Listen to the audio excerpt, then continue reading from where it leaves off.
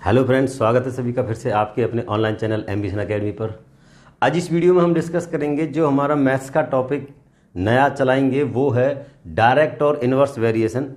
RD. Sharma के according इस topic को डिस्कस करेंगे।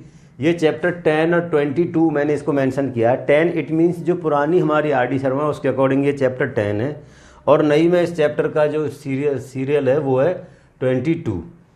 ठीक है, इसमें आज हमारी इंट्रोडक्शन होगी। इंट्रोडक्शन में आप डायरेक्ट और वेरिएशन में दोनों में फ़र्क समझ लेंगे तो क्वेश्चनों को करने में बड़ी आसानी होगी। डायरेक्ट जैसे इनका नाम मेंशन है डायरेक्ट और इधर इनवर्स। इनवर्स मतलब पलट के, डायरेक्ट मतलब सीधा। तो डायरेक्ट वेरिएशन में क्या होता है कि अगर हम किसी आर्टिकल का प्राइस बढ़ाते हैं, ठीक है, तो ये इन्वर्स में लेकर जाता हूँ मैं। प्राइस बढ़ाएंगे, क्वांटिटी कम होगी। अगर हम कंजप्शंस जो हमारी एक्सपेंडिचर है उसको हम सेम रखेंगे। लेकिन यहाँ क्या है, डायरेक्ट में क्या होता है, अगर हमको पता है कि 2 kg हमारे कोई भी आर्टिकल हैं, फ्रूट्स ले लेते हैं, वो हमारे 20 रुपीज़ के हैं। अगर हम उस कंडीशन में 4 kg खरीदेंगे तो हमारे कितने रुपए के होंगे? 40 के। इट मीन्स इनका वेरिएशन जो प्राइस का और क्वांटिटी का डायरेक्ट वेरी करता है। ठीक है, यहाँ 2 kg 20 रुपीज़, तो 4 kg कितना? 40 रुपीज़। तो कहने का मतलब यहाँ ये है जो x और y है उन दोनों का डिवीजन है वो हमारे साथ क्या रहेगा? हमेशा कांस्टेंट रहेगा। x मतलब मान लो इनका प्राइस और y मान लेते हैं इनकी क्वांटिटी। तो क्या रहेगा? देखो, अब ये 2 को 20 से डिवाइड करें तो ये क्या रहेगा? 1/10। यहाँ 4 अपॉन अगर हम 40 भी करें तो भी क्या रहेगा? ये 1/10। कहने का मतलब x और y ये इनको डिवाइड किया तो डायरेक्ट में ये हमेशा क्या रहेगा? कांस्टेंट। अभी मैंने इसको डिस्कस किया था कि यहाँ जैसे अगर ये प्राइस है और यहाँ एक कंजम्पशंस आ जाता है, कंजम्पशंस, और ये हो जाएगा हमारा एक्सपेंडिचर। तो ये इन्वर्स करता है। मान लो भाई किसी चीज़ को एक्सपेंडिचर पे असर नहीं डालना है तो अगर उसके प्राइस बढ़ेंगे तो कंजप्शंस को क्या करना पड़ेगा? ऑटोमेटिकली कम। ये हमारा इन्वर्स में आ जाएगा। इसको आप समझेंगे इस तरीक़ा से, जैसे हमारा स्पीड और टाइम को लेकर के इसको बड़े अच्छे से समझेंगे। किसी गाड़ी की स्पीड अगर 100 किलोमीटर पर आवर है और वो एक डिस्टेंस जो फिक्स डिस्टेंस है उसको कवर करने में ये 4 घंटा लेती है। अगर स्पीड 100 किलोमीटर पर आवर है, डिस्टेंस को कवर करने का टाइम लिया 4 घंटे। अगर हम स्पीड को डबल कर देते हैं, कितना कर दिया? 200 किलोमीटर पर आवर, तो डेफिनेटली हमारे इस केस में टाइम कितना लगेगा? 2 आवर्स। अगर स्पीड को हाफ कर देते हैं, हमने कर दिया स्पीड को 50 किलोमीटर पर आवर, तो अब हमें टाइम कितना लगेगा? 8 आवर्स। तो यहाँ सीधे सीधे आप समझे होंगे कि जो x, मान ले इसको x और ये y है, तो ऐसे केस में x इंटू वाई हमेशा कांस्टेंट रहेगा।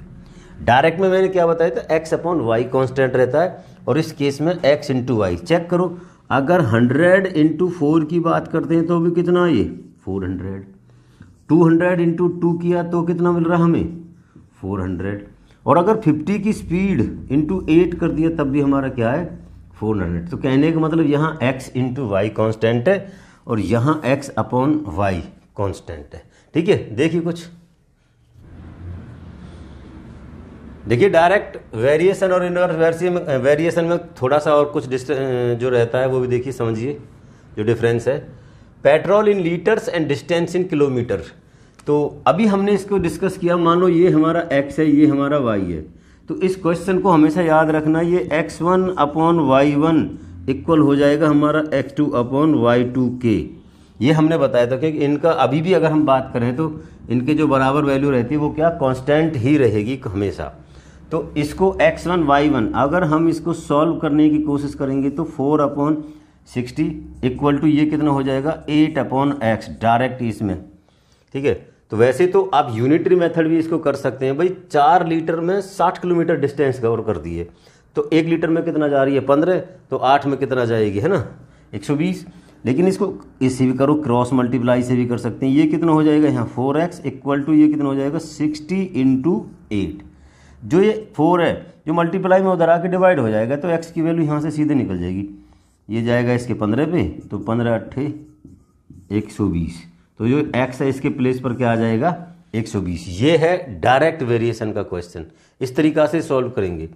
अब जैसे ये क्वेश्चन है, क्वेश्चन कह रहा था कि नंबर ऑफ पाइप्स किसी उसमें असिस्टेंट्स में लगे पड़े हैं और उसे भरने का टाइम कितना है। अगर उन्हें 6 लग रहे हैं तो उन्हें भरने में टाइम कितना लगाते हैं, 80 मिनट। ये मिनट में ले लेते हैं टाइम या जैसे भी है।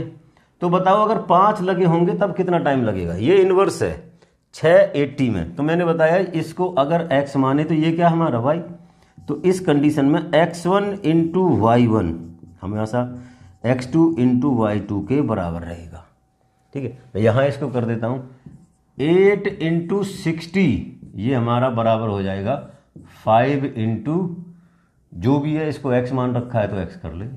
ये इधर आ जाएगा, जब मल्टीप्लाइज में ये हटेगा डिवाइड करेंगे, ये इससे जाता है कितने पे जाएगा, ये 16 पंजे 80, तो 16 छिक्कम 96, 96 मिनट में भरेंगे जो 5 पाइप है। तो इसके प्लेस पर क्या आ जाएगा 96। तो कंडीशन क्या बनेगी x1 y1 into x2 y2। ये हमारा इनवर्स में आया। क्लियर है। इस तरीक़ा से करेंगे। नंबर ऑफ स्टूडेंट्स किसी काम को करने में नंबर ऑफ डेज लेते हैं। अगर 100 स्टूडेंट्स हमारा 20 डेज लेंगे तो बताए 125 हाउ मेनी डेज।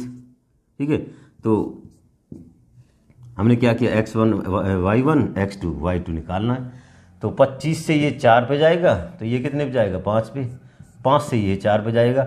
देखो 100 स्टूडेंट्स को 20 दिन लगते हैं तो 4 4 जा 16, तो 125 को कितने दिन लगेंगे 16 डेज। तो यहाँ कितना आ जाएगा ये आपका 16। कहने का मतलब इनकी मल्टीप्लाई को सेम करना है। किस नंबर से इनकी मल्टीप्लाई से जो आंसर बनता है तो इसको किस से मल्टीप्लाई करें, ये दोनों हमारा सेम हो जाए।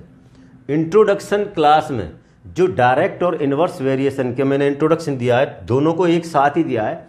अब यहाँ जो एक्सरसाइज है उनको हम अलग करेंगे। पहले डायरेक्ट वेरिएशन की एक्सरसाइज है, बाद में हमारी इनवर्स की। तो आई होप कि जो मैंने इंट्रोडक्शन में ये दोनों का डिफरेंस आपको समझाया, आपको समझ में आया होगा। देखो जब समझ में आ जाता है तो वीडियो को लाइक करने में और कमेंट्स करने में बिल्कुल भी पीछे नहीं हटना चाहिए। खुल के लाइक और कमेंट्स करें। बने रहिए हमारे साथ। नेक्स्ट वीडियो में डिस्कस करेंगे हम इसकी एक्सरसाइज के क्वेश्चंस। 2 या 3 वीडियोज़ में पूरी एक्सरसाइज को डिस्कस करेंगे। आई होप कि मेरी ये बातें सभी को समझ में आई हैं। समझ में आने के बाद देखो फिर से कह रहा हूँ लाइक और कमेंट्स रुकने नहीं चाहिए। Thank you.